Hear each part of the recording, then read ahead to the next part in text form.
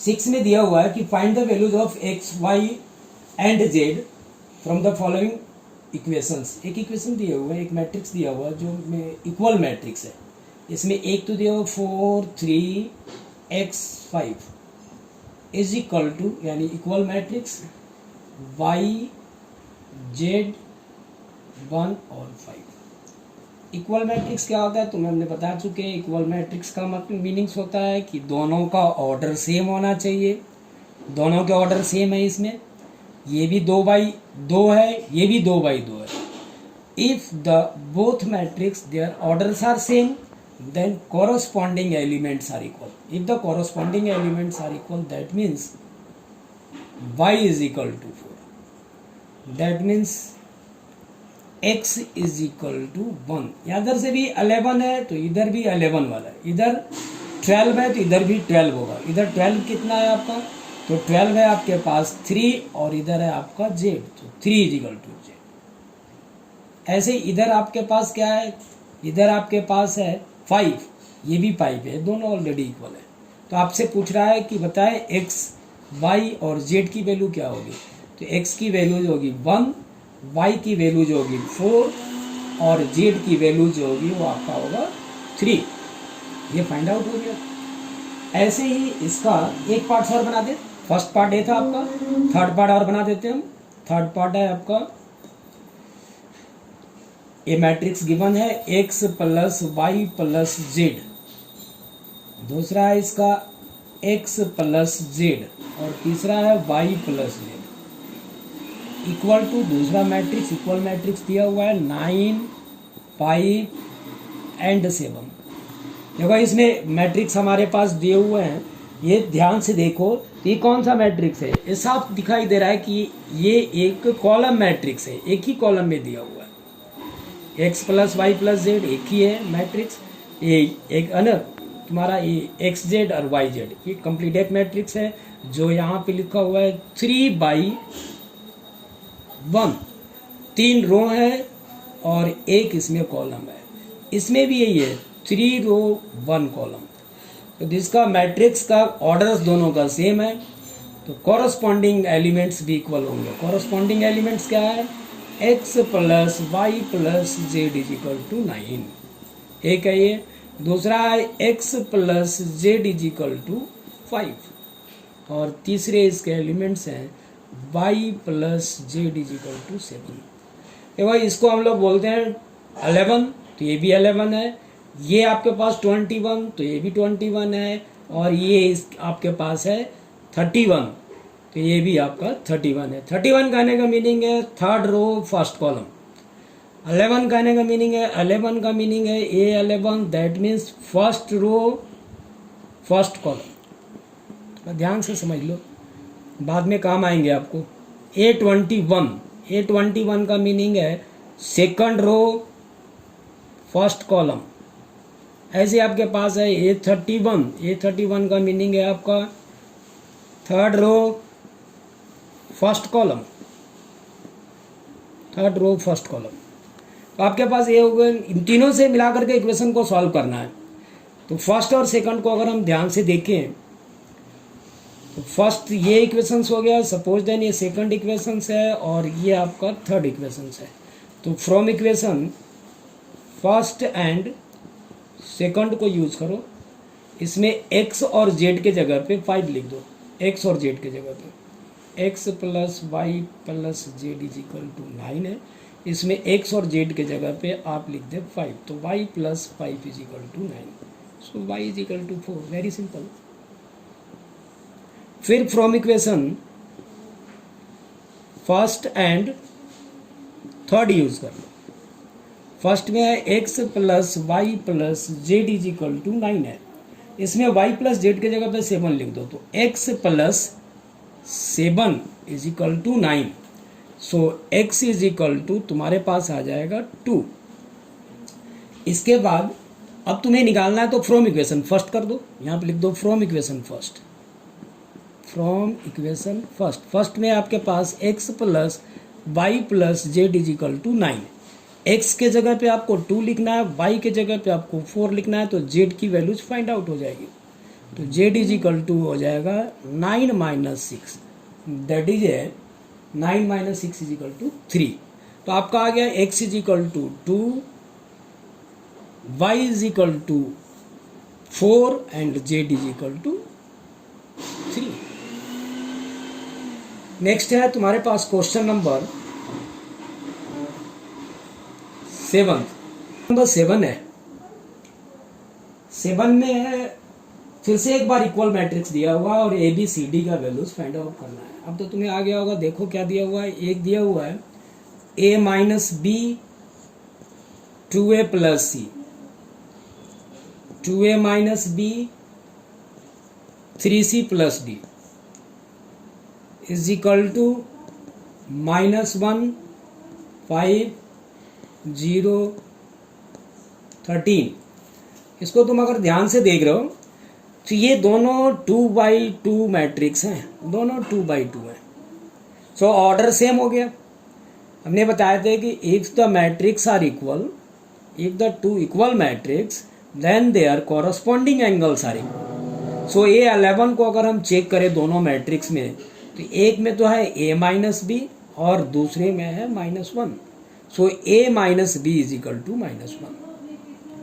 दूसरे को अगर हम चेक करें तो हमारे पास आ जाएगा A12 को अगर हम चेक करें तो A12 है हमारे पास 2a प्लस सी और इधर है तुम्हारे पास 5। तो 2a plus C is equal to 5। ये इसको फर्स्ट मान लो, इसको सेकंड मान लो। फिर ऐसे ही आपके पास है A21। ध्यान से देखो A21 है आपके, इधर से A21 ए है और इधर से A21 0 है। तो आपका आ जाएगा 2a minus B is equal to 0। इसको थर्ड इक्वेशन लेट कर लो। और A22 का मीनिंग से आपका 3c plus D, 3c plus D is equal to 13। ये आपका इक्वेशन है 4। अब सॉल्व करना है तो थर्ड इक्वेशन साफ दिखाई दे रहा है मेरे को कि फ्रॉम इक्वेशन अगर हम थर्ड यूज करें तो थर्ड इक्वेशंस में, चाहे from equation third and first use कर लो, थर्ड एंड फर्स्ट, तो तुम्हारे पास हो जाएगा a minus B is equal to -1 and 2a minus B is equal to 0। Solve कर दो इसको लीनियर एलिमिनेशन मेथड से, चाहे जैसे भी कर लो। ये हो गया तुम्हारे पास, ये कैंसिल हो जाएंगे, दैट मीन्स माइनस था प्लस हो गया, कैंसिल हो गया। तो ये हो जाएगा minus a is equal to -1। So a is equal to 1। ये आ गया 1। अभी A1 आ गया तो फ्रॉम इक्वेशन थर्ड यूज कर लो। फ्रॉम इक्वेशन थर्ड में तुम्हारे पास है 2a minus B is equal to 0। तो 2a is equal to 1 is equal to b।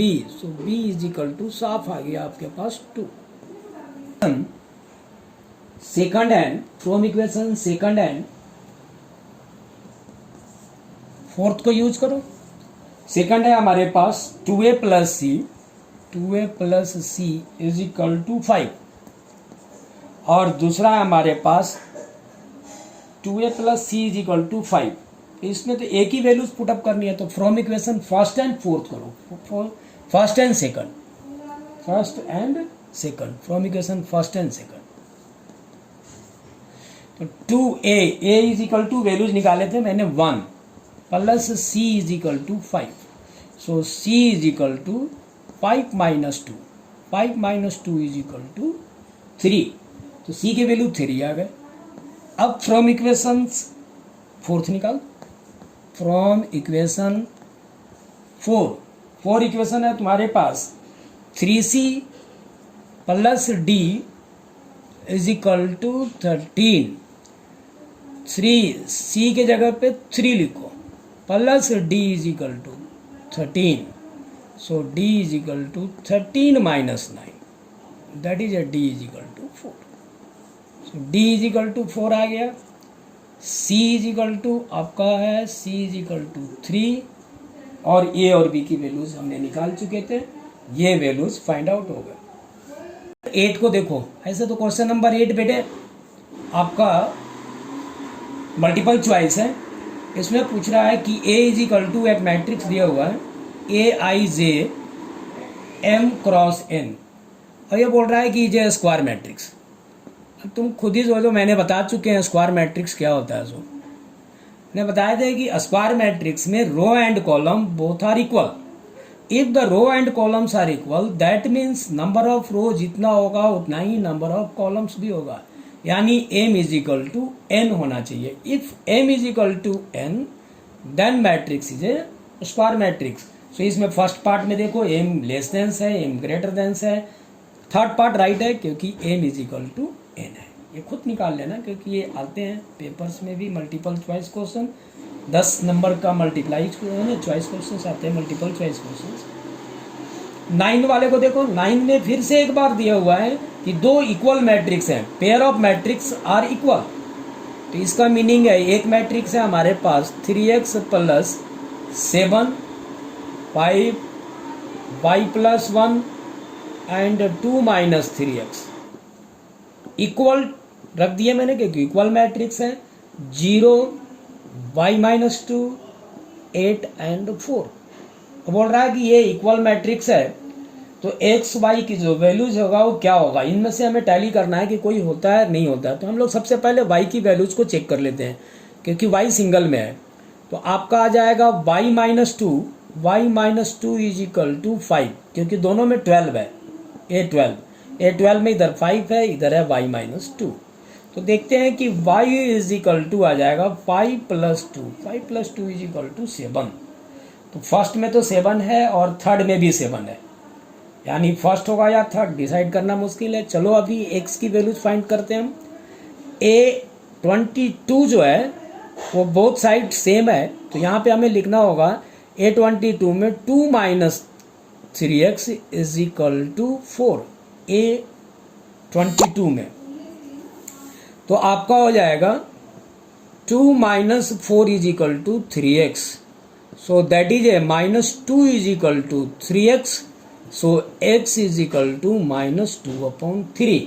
अब चेक करो कि माइनस 2/3 और ये आ रहा नहीं आ रहा है, निकालते हैं। इसके बाद हम लोग a11 निकालते हैं। तो a11 में हमारे पास 3x plus 7 is equal to 0, so 3x is equal to minus 7, so x is equal to minus 7/3। यहाँ पे x आया माइनस 7/3, यहाँ x आया माइनस 2/3, दोनों वैल्यूज सेटिस्फाई नहीं कर रहे हैं, so that is a B answer हो जाएगा। बी दिया हुआ है, not possible to find, possibilities नहीं है। आपका आंसर हो जाएगा मल्टीपल चॉइस में कौन सा आंसर है, बी बॉक्स। अब क्वेश्चन नंबर ऐसे ही 10 है, 10 नंबर क्वेश्चन को देखो। क्वेश्चन नंबर 10 में बोल रहा है कि ये नंबर ऑफ पॉसिबल्स मैट्रिक्स 3/3 का एक मैट्रिक्स फॉर्म करना है। 3/3 करने का मीनिंग है a11 a12 a13 a21 a22 a23 a31 a32 और a33, ये 3/3 मैट्रिक्स है। 3/3 मैट्रिक्स का मीनिंग हुआ टोटल नंबर ऑफ एलिमेंट्स जो है, नंबर ऑफ एलिमेंट्स ये आपके आ जाएंगे 3 × 3 इज इक्वल टू 9। ऐसे भी गिन करके देखोगे तो 9 होगा, 1 2 3 4 5 6 7 8 9। अब इसमें ऑप्शन दे रहा है कि इसमें 11 को या तो हम 0 रखें या तो 2 रखें। दो ऑप्शन दिया हुआ है कि हम चाहे तो इसको 0 रख सकते हैं, चाहे तो हम 1 रख सकते हैं, सॉरी। तो हर का दो ऑप्शन है, इसको चाहे तो हम 0 भी रख सकते हैं या 1 भी रख सकते हैं। तो हर का 2 ऑप्शन है, तो हर का 2 ऑप्शन है। तो नंबर ऑफ पॉसिबल मैट्रिक्स कितने होंगे, नंबर ऑफ पॉसिबल मैट्रिक्स जो होगा, नंबर ऑफ पॉसिबल मैट्रिक्स जो होगा हो जाएगा 2 right the power 9। 2 right the power 9 is equal to हो जाएगा 512, जो डी को इंडिकेट